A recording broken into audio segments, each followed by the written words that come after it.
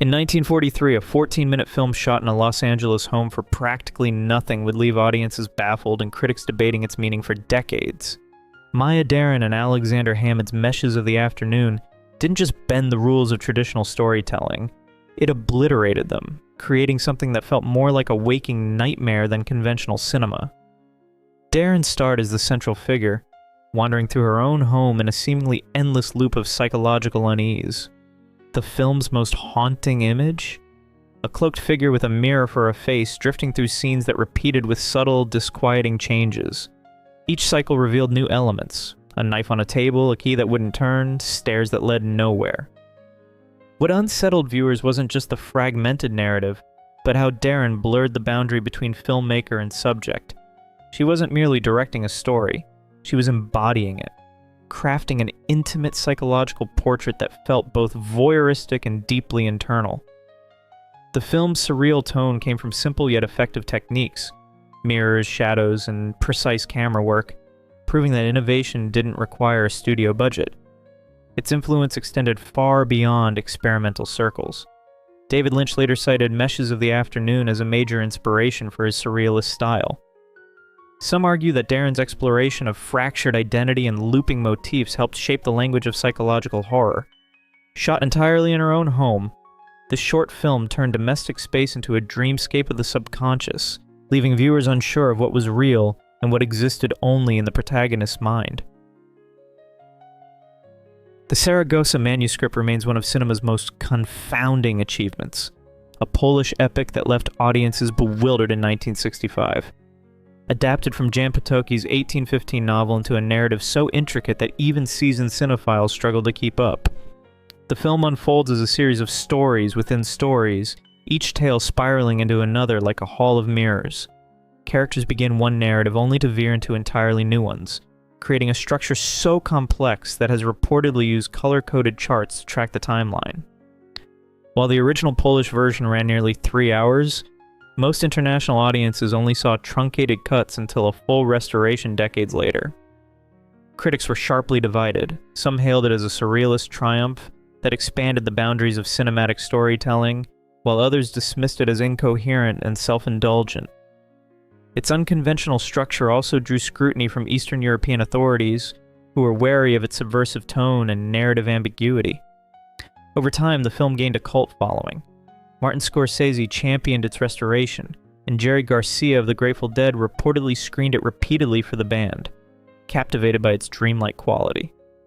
These endorsements helped elevate the film from obscure oddity to cult classic, proof that even the most perplexing films can find their audience.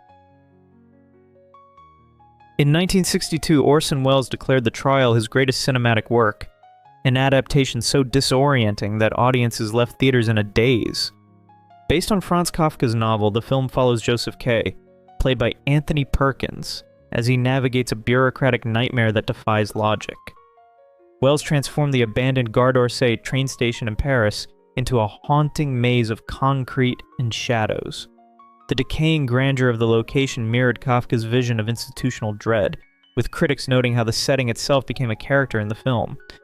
The film polarized critics and viewers alike. Some praised it as a bold exploration of modern alienation, while others found it too abstract to follow. Perkins's portrayal of Joseph K. captured the character's growing paranoia, his confusion echoing the audience's own. Welles used jarring edits and surreal transitions to blur the line between reality and hallucination. Conversations led nowhere, doors opened onto more confusion, and the narrative offered no resolution. Rather than explain the chaos, Welles leaned into it, challenging viewers to embrace uncertainty as part of the cinematic experience. Imagine this. 18 affluent guests arrive at a lavish mansion for dinner in 1962, only to find they cannot leave the drawing room. No locked doors, no visible barriers, just an invisible force trapping them in place. Luis Buñuel's The Exterminating Angel turned this surreal premise into a scathing critique of upper-class complacency. Buñuel, a master of surrealism, used this bizarre dinner party to expose the fragility of social norms. As the guests descend to desperation, their refined manners crumble, revealing primal instincts beneath the surface. The film offers no explanation for their entrapment, forcing viewers to confront the absurdity head-on. Spain banned the film outright, and it faced censorship in Mexico, where Buñuel lived in exile. Despite this, it won the Fipresci Prize at Cannes, with critics praising its audacity. The film's circular structure, beginning and ending with nearly identical scenes, suggests a never-ending cycle of elite dysfunction. Buñuel's use of repeated dialogue and mirrored actions disorients the viewer, echoing the character's psychological confinement. Decades later, scholars still debate its meaning, with interpretations ranging from existential parable to political satire. Luis Buñuel also delivered one of cinema's most provocative religious satires in 1965, a 45-minute surrealist parable that left audiences bewildered and critics divided. Simon of the Desert follows a hermit saint perched atop a towering pillar, enduring bizarre temptations while practicing extreme asceticism. Buñuel, known for his irreverent takes on religion, used this biblical tale to critique blind devotion. Based on the real 5th century figure Simon Stylites, the film veers into absurdity. Satan appears in various guises, including a seductive woman, and miracles unfold with deadpan irony. The film's abrupt ending, leaping from the ancient desert to a pulsating 1960s nightclub, was partly due to budget constraints. Yet Buñuel turned this limitation into a surreal masterstroke, with Satan explaining how modern youth dance themselves into spiritual oblivion. Religious groups condemned the film's irreverence, while avant-garde critics praised its boldness. Some believe Buñuel always intended the jarring finale, using financial limitations as a convenient excuse for his most daring creative twist. Despite its short runtime, Simon of the Desert solidified Buñuel's reputation as a cinematic provocateur. His ability to turn incomplete projects into unforgettable experiences remains unmatched, and this film continues to intrigue viewers with its audacious blend of satire and surrealism. In 1961, a French film arrived that would divide audiences for generations. Last Year at Marienbad, directed by Alain Resnais and written by Alain Robbe-Grillet, blurred the line between memory and imagination. Set in a lavish European hotel, the film follows a man who insists he met a woman there the previous year. She denies it. What unfolds is a hypnotic loop of repeated dialogue, shifting timelines and scenes that contradict one another. Time becomes fluid, and narrative logic dissolves. Despite its ambiguity, the film won the Golden Lion at Venice, with critics praising its visual elegance. Ornate gardens, endless corridors, and geometric compositions created a dreamlike atmosphere, enhanced by Francis Seyrieg's minimalist score. Resnais instructed actors to perform each scene as if it were their first meeting, reinforcing the film's central mystery. Scholars have noted its influence on directors like Stanley Kubrick and Christopher Nolan. Some interpret the film as a single moment stretched across time. Others see it as a meditation on memory's unreliability. Whether viewed as profound or pretentious, its impact on cinematic storytelling is undeniable. In 1930, Jean Cocteau completed a film that would mystify Parisian audiences when it premiered 2 years later. The Blood of a Poet was a surreal journey through the subconscious, filled with living statues, mirror portals, and a disembodied mouth crawling across a hand. Cocteau, influenced by altered states of consciousness, crafted a film that followed the logic of dreams rather than narrative convention. Its 4 vignettes unfolded without clear connection, creating a poetic meditation on the creative process. The film's financier, Charles de Noailles, faced backlash from high society for supporting such a controversial project. It was pulled from exhibition, but the surrealist movement embraced it as groundbreaking. Rather than shock for shock's sake, Cocteau aimed to explore the torment and transcendence of artistic creation.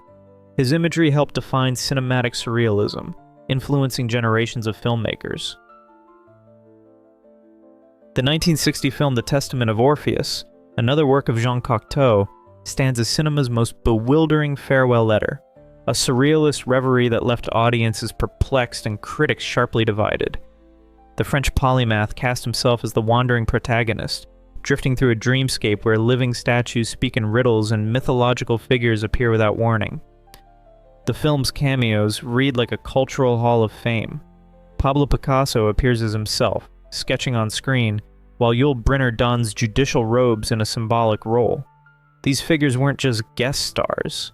They were integral to Cocteau's artistic meditation on the porous boundary between reality and imagination. Some believe Cocteau selected these icons to represent facets of his own creative identity, though he remained elusive about his intentions. For many, the film was more than a farewell. It was Cocteau's attempt to immortalize himself within the artistic canon. Upon release, The Testament of Orpheus confounded viewers with its nonlinear structure and poetic, often opaque dialogue. Critics were split. Some praised its visionary artistry, while others dismissed it as self-indulgent abstraction.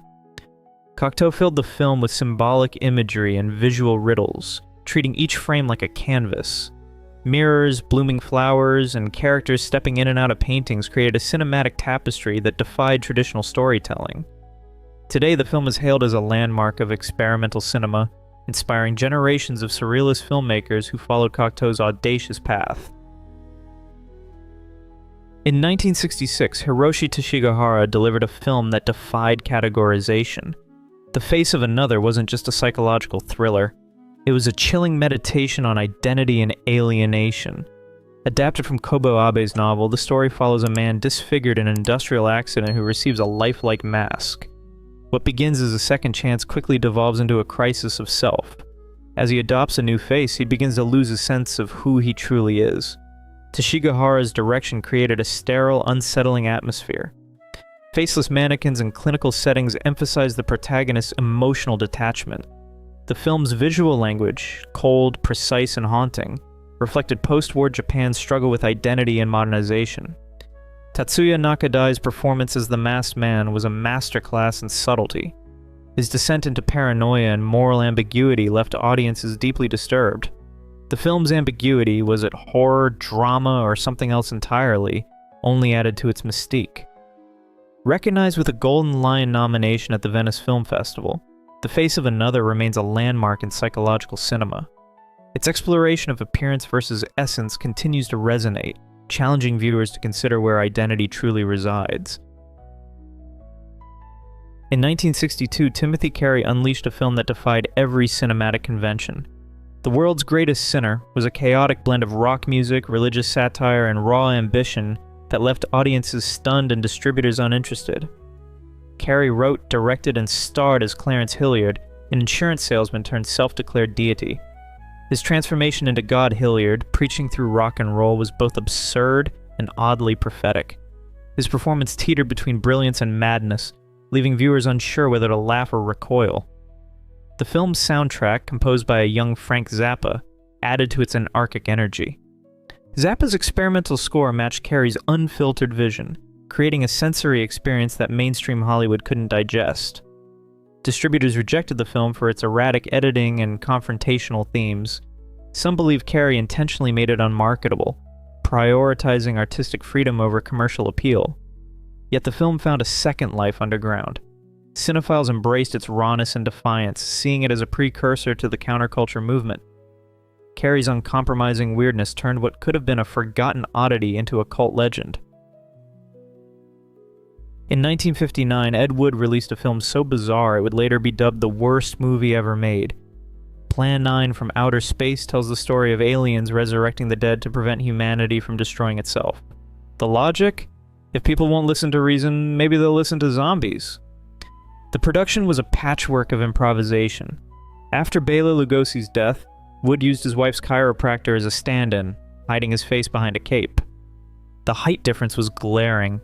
Sets wobbled, boom mics dipped into frame, and flying saucers were clearly hubcaps on strings.